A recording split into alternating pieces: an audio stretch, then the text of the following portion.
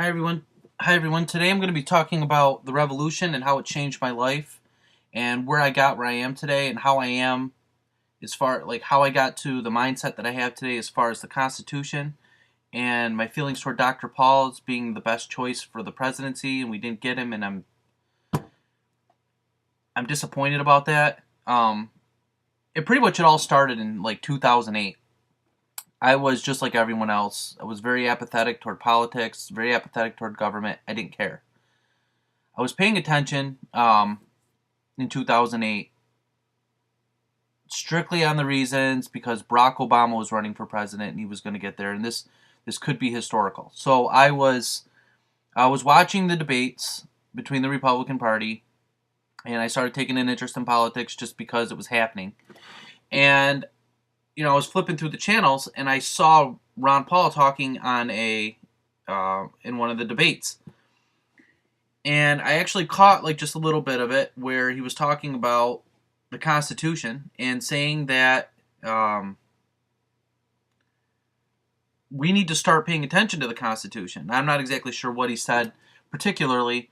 All I know is that Dr. Paul was talking about the Constitution with such conviction, and it woke me up.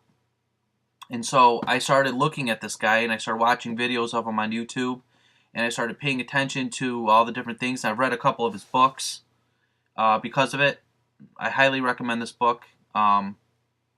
This will really open your eyes to the corruption of the Federal Reserve System and central banking, and why we should have sound money, money that's actually has value and isn't just made of paper. We should go back to gold and silver, such as the Constitution says, and so many things.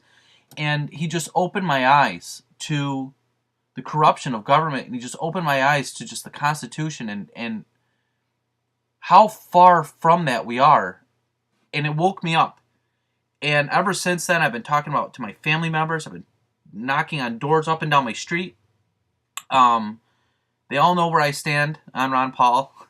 And I feel like I'm part of something now that is just the beginning of a revolution that I think it's time that we had. And I will continue to discuss the revolution to as many people as I possibly can. Discuss, the topics of freedom and liberty and personal responsibility, getting the government out of the way, and states' rights, and all of it. And the 10th Amendment. I love the 10th Amendment, and I think that it's ignored a lot. The 10th Amendment, I don't know if you know, but it just says that the powers not given to the federal government in this Constitution is given to the states and the people. And that's ignored all the time. And it bothers me, and I just want to see us get back to the way that it's supposed to be, the way that the framers and the founders envisioned, and take our government back. And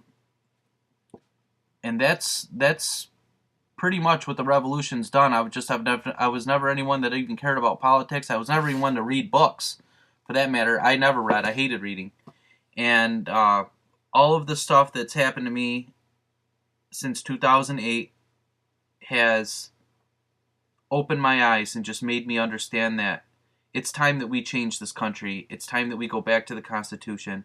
It's time that we restore the republic, not the democracy that we have been told that we are. And we just get back to the founding principles that made America great. And I guess that's it. Thanks.